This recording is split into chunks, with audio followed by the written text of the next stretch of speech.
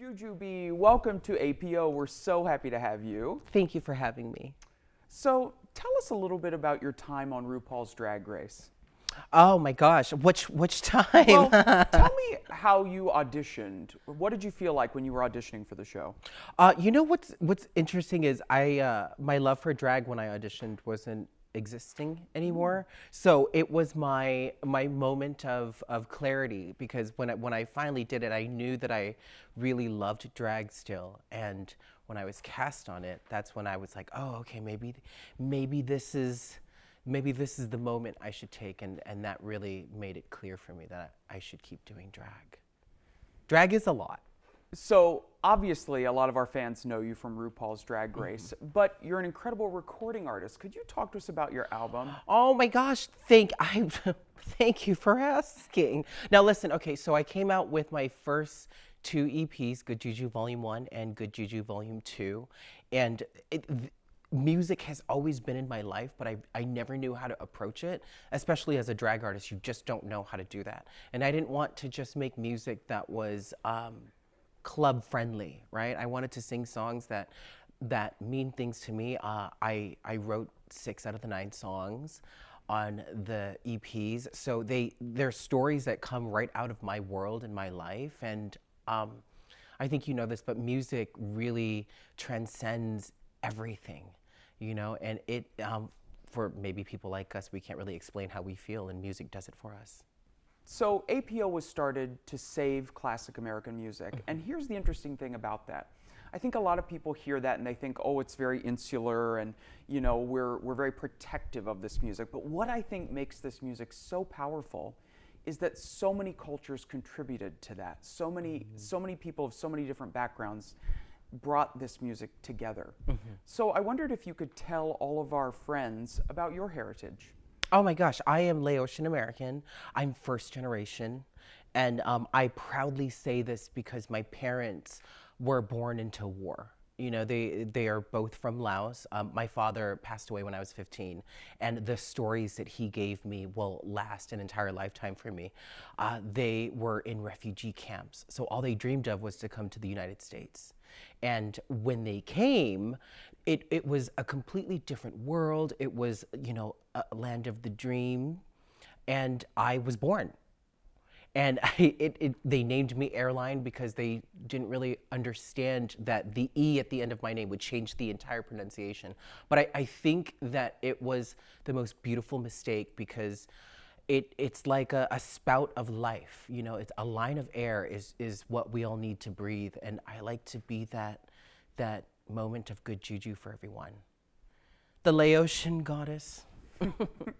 Tell us about the first time you did drag. What were you thinking? What were you feeling? How were you dressed? I'm curious to know. The first time I did drag was out of curiosity, and it was kind of a dare, and I just wanted to see what I looked like in makeup because it was such a strange stigma with, you know, being a feminine gay man, and that's kind of the automatic, right? But I embrace that part of me so well because I think that femininity is the most powerful thing in the world.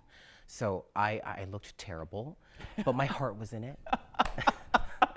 And you know, heart goes a very long way. So this is probably no surprise, but it's the first drag show that APO has done. And to my knowledge, we're the first professional orchestra in Washington, D.C. to ever do a drag show, and we're so excited about it.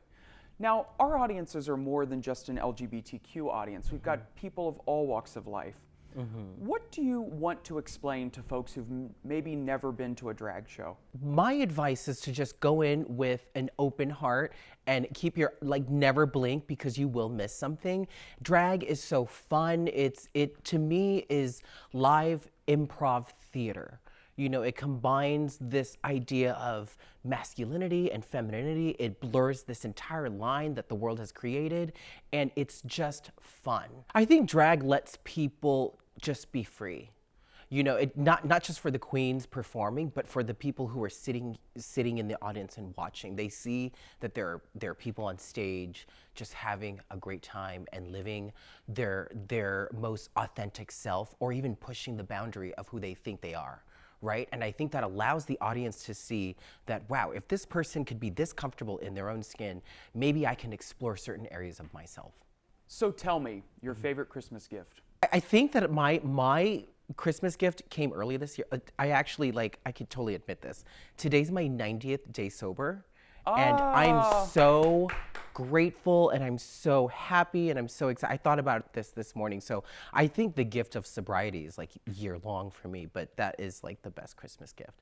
And I think that's the best Christmas gift that I could give myself and my friends, because, you know, when I was drinking and using, I was not a nice person.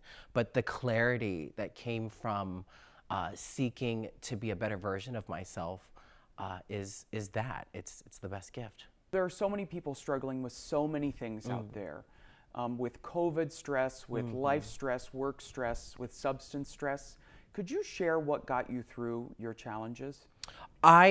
Look, as soon as this pandemic started, I knew that there was this limbo that I was living in. I had to choose to be sober because there was no other way for me. I live alone. I have 2 cats. Sure, there are 2 souls that live with me, but I couldn't manage not being sober, right? Like, if I stayed that way, I probably wouldn't be in the best mental place, because I don't think any of us know how to do this.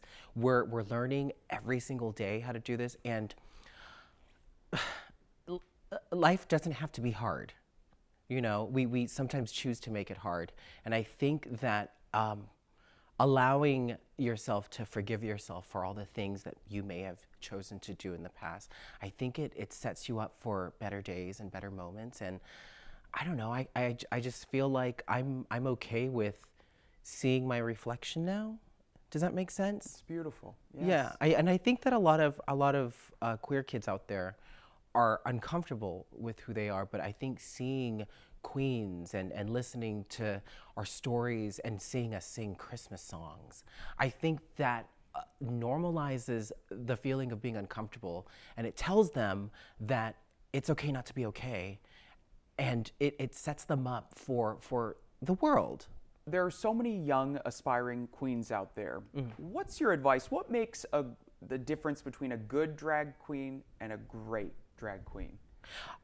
Listen, I think going into any kind of like art or anything, any job, I think you need to believe in exactly what you're doing. And with drag, if somebody really wants to do drag and they want to perform, I think writing a backstory for their character or finding a reason why they're doing it is really important, because it makes it real. You know, and you have to love it, but you also have to be able to say, no, maybe this isn't for me, if it gets to a point where it gets a little nutty and crazy. Jujubee, thank you so much for joining us, and welcome to the APO family. Thank you for having me.